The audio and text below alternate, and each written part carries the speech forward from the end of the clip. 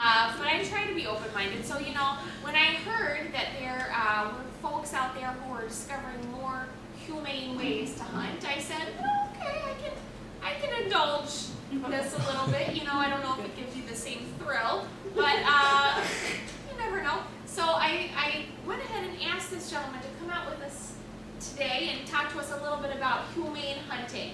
So if you will join me in welcoming Hudson, who's a humane hunter.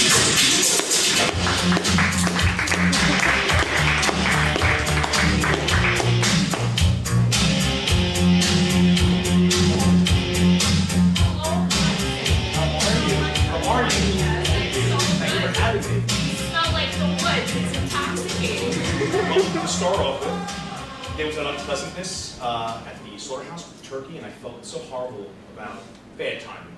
I went out and found a young polar bear cub, and I made a trophy for you, a Harmony Through Nature trophy. Oh my God. And so this little guy did not die painlessly. Oh, adorable, absolutely adorable. He was sleeping when I found him, so there's no pain. And I basically just used this little skin lifter that drained his blood, just stayed in nappy time, never woke up. So It's the best any of us can hope for is to go on our sleep. as an apology, I guess, we have hunters and it just had bad timing. So this is for you. Oh my gosh, you are so thoughtful. You know what? This is going to be just darling on the wall by Trade's crib. Just watching over it. Scaring off the bad dreams. Yeah. Oh, thank you. You were absolutely That's welcome. so nice. Well, you know, when you hunt, you don't want to waste anything. No, you sure don't. Every part of it you want to use That's unless right. it tastes gross. Exactly. And then you just chuck it in a stream. And the fact is, you know, there's a lot of complaining of the animals suffer. So we've devised some new tools and equipment to make sure that these animals do not suffer.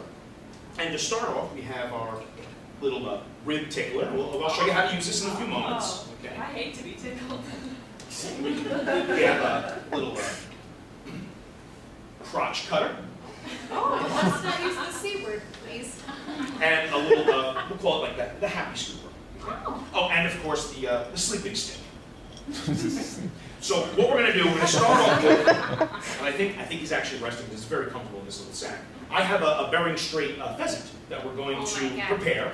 So delicious if you get it with a little bit of a red wine reduction and a risotto. Oh my God, so tasty. Oh, it's up. It's up. Okay. So, see? Hi.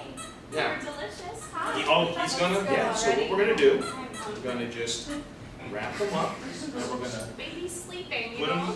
put him out of his misery very quickly. And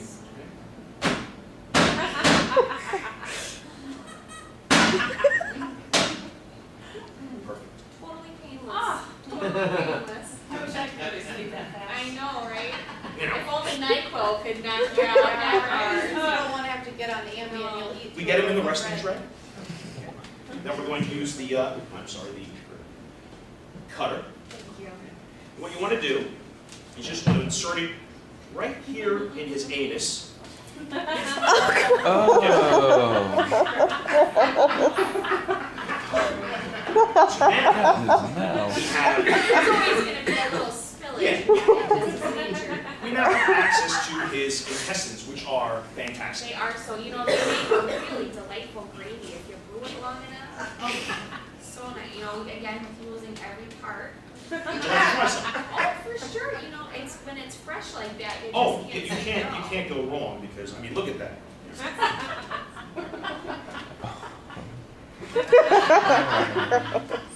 So what we'll do now, You know, it's not as gamey as I thought it would be. I'm going to use this little rib tickler to open the animal up even further. Oh, wow. It's a tough one. It is. Well, it's hard when your ribs are so soft. Get in there and separate. You know, I can't tell you what a mess I've made. Once trying to do some of my own butchering. It's something that's small. It's just, you know, my hands are just not made for the work. Right. You know, Bristol's actually amazing at it. And then lastly, we have some kidneys and spleen, Oh. which also is Very good. Yeah. And you know what, it actually tastes a lot like the giblet to me. Very similar. Flavors, just a slight nuance. It's different. This one's a little, a little bit fattier. I just want everyone to know that, like, again, none of this will be wasted. The whole kit and caboodle will be devoured or turned into some sort of decoration. But you know what I will say, Hudson, is that I love to hunt. I love to procure my own meat for my family. That's how I know it's freshest and free of any hormones like you find at the grocery store. But I will not condone wearing fur. That's where I will draw a line because man is not made to look like an animal. Animals are to fuel us, and I think by trying to emulate an animal, we are sending a confusing signal to the world. So I would encourage people, to not wear fur. I understand that, but in our tight economic times, some of these pelts can bring in some pretty decent money. So I kind of want to bring up my next cute little fella. It's a Canadian venom hair. They have glands, and it's a little bit dangerous. So I'm going to show you how to properly snap the neck. That way you have the entire pelt to use to set. That's interesting. So normally I try and stay away from anything venomous because it's such tedious work to remove the venomous pouches before the meat is viable. Well, that's why I bought this tranquilizer. Oh. Don't let Dr. Drew see you. I know. Well, That's right. He'll tell you love yourself too much, and then you should make out with them. One dog. Actually, I realized the error of my way. I actually only have the needle. I don't actually have the tranquilizer. So this is going to be a little shaky. So what I'm going to do is there's another way that you can put down an animal. I'll just demonstrate. Call them names. Exact baby toy. Say you're not good enough to be an animal. Let's just get that little guy out.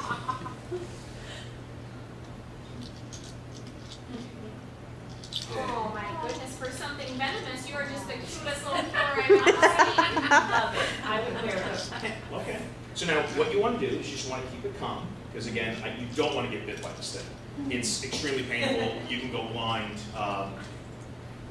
These things will actually attack a cougar and put it down for like 15 minutes. And you know what I'm thinking? Just looking at it, that, it's very appropriate for Easter. If this is a dish that you would like to incorporate into your family tradition. Everything tastes like chicken. Everything. So what we want to do, because I don't have the tranquilizer, is we'll just calm it down with our voice.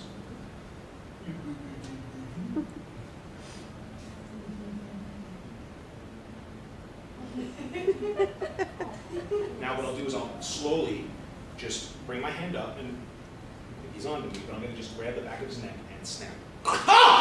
Oh! Oh God! Oh God!